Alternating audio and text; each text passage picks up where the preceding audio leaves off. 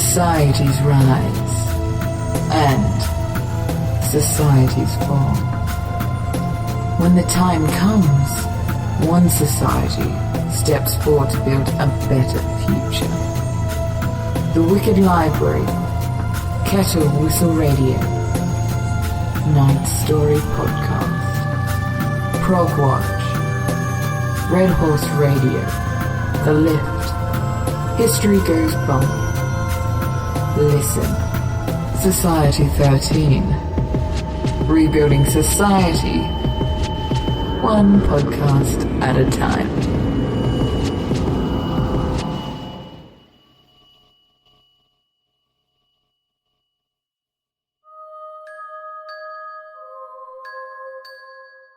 Today's episode of The Lift, The Dance, was written by Brooke Wara. If you enjoy the story, you can find more of her work at Amazon.com. You can find more episodes of The Lift at victoriaslift.com.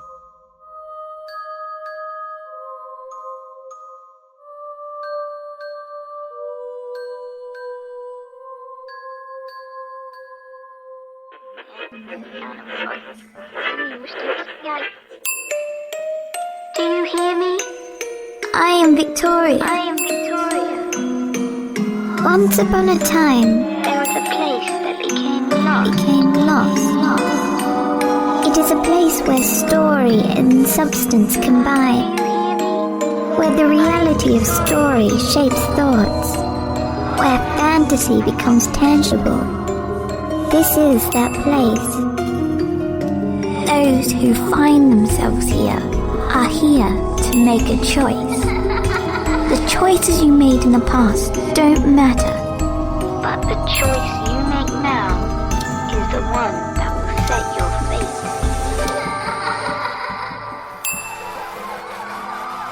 I hear the sirens. They are close. Too close.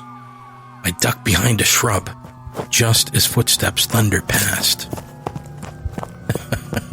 Fools. They've discovered my crime. I let them. But they won't find me. I turn away from the echoes of their futile search. The sounds of a dozen nearby New Year's Eve soirees. Cheerful voices carried on the wind, unsuspecting of what has transpired just a few blocks away, and of who is lurking nearby. The light from the street lamps fades further away with each lunging step I take into the woods. I'm not in a hurry, but it's best not to waste time either. I had carefully marked my path to the bunker, so I could find it in the dark if I needed to. I pull the reflective tape off the branches and bramble and stone as I make my way through the forest. There are enough provisions there to get me through the next several weeks, while I figure out my next step. I finger the small pistol inside my pocket, just in case. Best not to think of that now. No. Think of their wretched, bloated faces instead. Their smug smiles twisting and hardening like drying wax. I've lost track of my markers in my daydreaming. Stumbling through the dark, I turn to retrace my steps and fall. When I catch myself, it's against a cobbled street instead of the muck of the forest floor.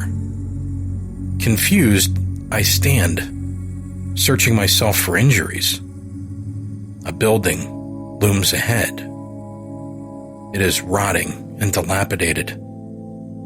I spin around searching, but the forest is gone, or at least it can't be seen through the thickness of the fog. I only tripped and fell, but I feel a sense of having been asleep for a long time and just having woken up. Is it possible I had missed this abandoned place on my previous excursions through these woods? I doubt it, but yet here it is, rising up into the mist. A flickering light in the doorway. There's someone there. I can't quite make them out through the dense fog. A laugh, almost metallic sounding. It's a little girl. She is dressed in a rain slicker and holding a music box that has an eerie glow. Seeing me staring at it, she shoves it under and inside her raincoat. You took a tumble, Tommy, she says, and then, in a sing-song voice, Tommy tumble, Tommy tumble. how does she know this name that has followed me since childhood like an embarrassing birthmark on my face? The leg that was sick from birth and never grew quite right. Out of all the things they called me, it was the least foul, but somehow the one that stuck. For a moment, it is not this little girl's voice, but the voices of a dozen children in grade school. For a moment, I'm not standing on this eerie cobbled street, but on a muddy playground surrounded by cruel children. Tommy tumble, gonna stumble. She continues. Stop! I shout, and she stops. She is not taken aback by my outburst, the childish cracking of my voice. Rather, she seems amused. Victoria. I know her name is Victoria. I don't know how I know, I just do. There's a buzzing in my head. I pound my ears with my fists, and it stops. Better come inside. It looks like rain, she says, just as an icy downpour begins. There's a faint awareness that it's strange she predicted this weather and also knew my name upon sight. But I brush it aside. Somehow, these things don't seem to matter. Maybe I am dreaming, I think, as I walk toward her. Perhaps I hit my head when I tripped in the forest. I follow her into the building. Inside, marble floors and tapestried walls as far as the eye can see. It's a grandiose sight, or at least it would be, except for the putrid water pulling in the sinking floor and the foliage bursting forth through the cracks, growing all over everything. Victoria skips ahead of me, splashing down in the stagnant slicks and watching the black water spray the walls. I look down to see something that is almost, but not quite a frog, crawling across my shoe. I kick the slimy thing away, and it makes an offended burp before diving into a puddle of sludge. You shouldn't be so quick to be so cruel, Tommy, Victoria calls to me. She is standing about 20 yards away, playing with her music box again. I have a distinct feeling that she is purposefully keeping the distance between us. She knows my name. Does she know what I've done? What I've just fled from? She has taken off the hood of her raincoat. Her head is an impossible nest of perfectly spiraled blonde ringlets held in pigtails with old-fashioned silk ribbons. There's something off-putting about the style of those ribbons, the lace collar peeking out from underneath her jacket. Kids these days with their cartoon character t-shirts and light-up sneakers. I think she must not have any friends dressing that way. A small part of me feels a camaraderie with her then, but it is fleeting and gone almost as soon as I notice it. What is this place? I ask. What do you think it is, Tommy? She answers my question with a question. Odd thing for a little girl to do, I think absently. I shrug. A place no one cares about anymore, apparently. She balks. That's not so. Before we can argue about it, she skips off around a corner. What meager light there had been in this room must have been coming from her creepy little music box, and I am suddenly standing ankle-deep in sewage in the darkness. Wait! I call and chase after her. slipping around the corner I'm sure she is hiding behind. Her voice is coming from somewhere ahead, but I'm not sure where. Again, I have the impression of something metallic, an echo. Inside her voice, an echo. I pound my fist to my ears again. "Stop!" I yell to the blackness. But she doesn't this time. Her giggle floats overhead. My foot slides from underneath me on the wet floor, and I catch myself before I fall by grasping at the vines on the walls. Don't take a tumble, Tommy. But it isn't malicious, only playful this time, I think. I am still regaining my footing when nearby a door lurches open, and suddenly there is light. It is an elevator, and Victoria is standing inside it. She looks at me with her eyes half closed. I think again that she is wary of me. They always say children can sense things far better than adults. You must come upstairs, Tommy.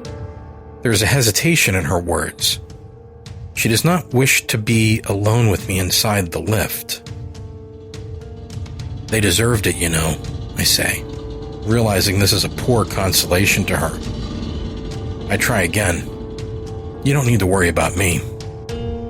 She regards me with caution, but steps aside, an invitation to join her on the lift.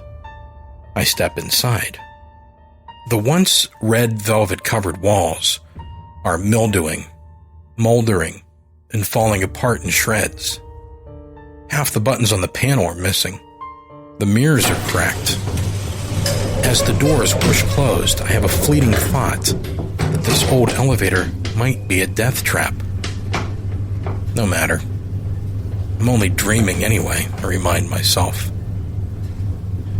Looking at Victoria this closely, the translucence of her pallor, the too perfect coil of her blonde curls, I think she must be a figment, something I dreamed up.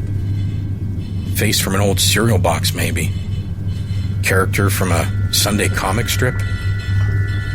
As if she has noticed me studying her and wishes to distract me, she produces the music box again. A green light glows from within it. The light is palpable, a fog swimming around the trinket. She spins the crank and the thing shudders in her hands, but no music is produced. "Broken, eh?" I ask and reach for it, as if to help repair it. Perhaps it's just a loose piece. No. She pulls it close to her and shoves it back into her coat, as if she sensed my true intent, to smash it to smithereens the second I laid hands on it. Somehow, that thing makes me uneasy, with its eerie glow and the faint sounds of whispers emanating from inside. The lift shudders abruptly to a stop, the lights flickering, our images in the mirrors, distorting and jerking as we are tossed about. The doors creak open, and Victoria gestures for me to exit first. Maybe she doesn't wish to have her back to me. I mean her no ill will, but I shrug. Smart girl, anyway. As I step through the gate of the lift, I feel her small foot lodge into the small of my back and shove hard, and then I am tumbling into the darkness. The grate slams shut, and Victoria cries out. You are a bad man, Tommy. I laugh a little and brush my knees off as I stand up. It is pitch black, and I can no longer see the light of the lift. I spin around. I do not even know from which direction I came any longer. The blackness is so very thick here. I know what you did, Tommy. Victoria's disembodied voice accuses. You must say you're sorry, or you will be here forever. Sorry? I shout. For what? They deserved it. The party. Elizabeth's New Year's Eve party. Elizabeth and all her snotty A-list friends the same group of people I'd grown up with. I'd spent years on the fringes of their little clique, always on the outside, always not quite part of things. It had started on the playground at school, with their little club at the top of the jungle gym. They would tell each other secrets and peek at me sideways between their fingers. I had foolishly believed I was the lookout, relegated to the bottom rung. For ages, I had sat behind them in class, stared at the back of Elizabeth's fine, pale neck, and simultaneously wanted to stroke its soft, pretty skin and snap it in half. 1 year in high school, I'd even been deluded enough to ask a couple of the girls to the spring dance. Their rejections had been pitying, said behind delicate hands held over mouths, sly eyes watching me, tittering voices declining my advances. They were always laughing at me, at my limp, my impotency, my inability to keep up with them or join their games. Their laughter had ended with the dance. "Come to my party," the sweet pink invitation had said with a burst of glitter as I opened it. When you hear in the news about someone who is pushed to the edge, you hear about some significant event that took place beforehand. A cheating spouse, unrequited love, a rejection. I read in the weekend paper once about a man who killed his own brother for taking the last cold beer. For me, it was the quiet whisper of a cheap glitter falling through my fingertips as I held the party invitation crushed in my hand. That's when I formed the plan. The strychnine had been easy enough to come by. I did maintenance on the football field at the college, and the custodian kept a slew of poison for the gophers around. I wasn't concerned with it being traced back to my job and then to me. I had prepared for that. I had known I would be the primary suspect. I just had not cared. I had spent a few weeks digging out an old fort in the woods, lining its walls with canned food and books, a place to stay alive while they looked for me up and down the streets of our devastated little town. The pistol had come from my mother's bedside drawer. She would tearfully tell the officers I had taken it, proclaim that I was a good boy deep down, and beg them not to hurt me, hurt Tommy. I would keep the pistol by my side if I decided prison was something I couldn't bear after all when they found me. And I knew they would find me. Delivering the poison had been no difficult task either. I had shown up to the party fashionably late, as they say, and everybody had already gotten themselves fairly intoxicated by then. I dumped the poison into a fresh bowl of punch I had offered to make, the alcohol masking the bitter taste. No one had given it a second thought when I began pouring all their drinks and handing them out. I had always been their servant. Most of them had gotten sick at the same time. Some of them had fallen like so many dominoes, all of them grasping at their faces and looking at each other with wild eyes that seemed to implore, "What is happening to us? How could this be happening to us?" Not one of them ever turned their eyes to me. The few who hadn't fallen rushed to the ones who had, trying in vain to keep them from convulsing, screaming for someone to get a doctor. It had been easy enough to take the phone from Michael's hand as he began to seize before he could even dial emergency services. Within minutes, there was nothing to be done for any of them. I had casually walked to the record player and turned up whatever grotesque pop song had been playing. I stood in the center of the room and watched their backs arch, some of them only touching the floor with the tips of their toes and heads. They were like acrobats in their postures, posing gracefully while the drum roll built, twisting and contorting midair while the audience gasped. Well, it would have been graceful if not for the convulsions, but I paid it no mind. I admired the tableau of my work before me. A dozen or more partygoers in taffeta and silk ties and tiaras, jerking in unison as the toxins coursed through them. The music drowned out all the sounds of their dying. I had danced, held my arms out to an invisible partner, and waltzed between the bodies of my childhood friends as they expired one by one from the exhaustion of the poison. It had taken some time, but not as long as I had hoped. When they had all died, I picked up my coat off the crushed velvet sofa, found Elizabeth in a pool of her own vomit, kissed her on the cheek goodnight, thanked her for a lovely time, and left. Now, I stood in this blackest of black rooms in a run-down building, somehow held here by the power of a single little girl. And her knowing what I had done horrified me. But I could not say I was sorry, as she asked me repeatedly to do.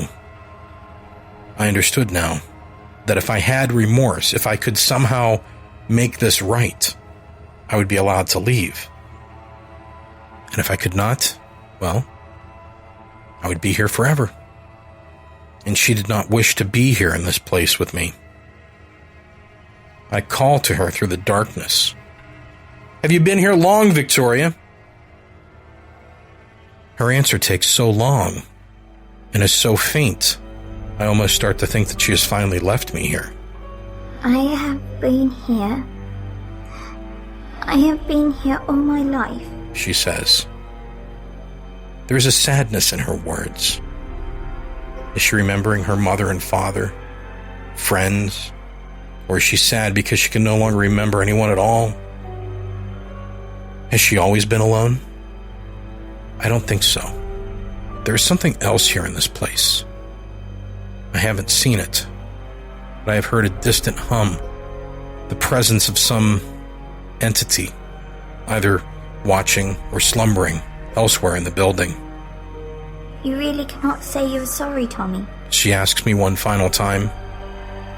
I think of Elizabeth's lifeless eyes, the coldness of her cheek against my lips as I kissed her goodbye. I think of the death waltz I danced through all their twisting bodies. I think of their smug faces on the playground looking down at me from their perches on the highest tiers of the jungle gym. For some reason, I even think of their perfect teeth as they open their mouths to call me that wretched name. I shake my head where the buzzing has started again, and that hum, that beastly hum from the darkness somewhere. I pound a fist to my ear, that old trick that can't help me this time. No, Victoria, I cannot, I say. And while I am not sorry for what I have done, I find myself remorseful that I have to tell her so. I sense her resolve in the dark. The doors creak and slide open. Victoria stands before me, some feet away, in the open door of the lift. The light from inside shining around her frame, making it impossible to see the features of her face. Something I am suddenly grateful for. Sensing at last that she is not just the waif of a ghost child I had supposed her to be all this time, but something more. The music box is in her hands then, shaking and shuddering, a song spilling out of it into the blackness around me. The humming is louder, and there is a rushing sound as if something were on its way. Something large and terrible. The music box's ghostly light grows hotter now. I am terrified of its green glow as it becomes a blinding brightness. But I find that I cannot look away.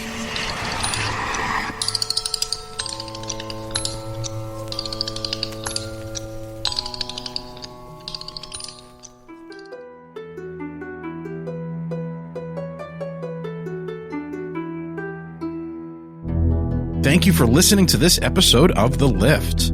Today's episode featured a story by Brooke Wara, The Dance. If you'd like more information on Brooke and her work, Please check out the show notes to this episode and follow her on Twitter at Brookwara. Artwork for today's show was created by Alex Murd. If you'd like more information on Alex and her work, please visit crazedpixel.com and follow her on Twitter at crazedpixel. Please help others find our little lost place. Share the show and help us grow. The best support you can give us is to retweet, repost, and share the link to victoriaslift.com. You can follow us on Twitter at victoriaslift and find us on Facebook at facebook.com/victoriaslift. Don't miss the next episode. Subscribe to the show in Stitcher, TuneIn Radio, and coming soon to iTunes and Google Play. This show's feed is feeds.feedburner.com/victoriaslift. All works read in this audio recording and associated music and artwork are copyright of their respective creators and may not be used in any form without their permission. Dramatic reading performed by Daniel Foytek. That's me. The voice of Victoria Bigglesworth Hayes was performed by Amber Collins. The Lift opening theme music was composed and recorded by Kimberly Henninger and Sean Park of Cathedral Sounds, cathedralsounds.org. The Lift closing theme music was composed and recorded by Nico Vitaze of We Talk of Dreams, wetalkofdreams.com. Music in this episode was performed by Kevin MacLeod of Incompetech.com and used with his permission. Check the show notes for titles and credits. The Lift is a Ninth Story Studios production, ninthstory.com. Creator and producer, Daniel Foytek. Executive producer and co-creator, Cynthia Lohman. Full show notes with links and artwork can be found at victoriaslift.com/S1E5.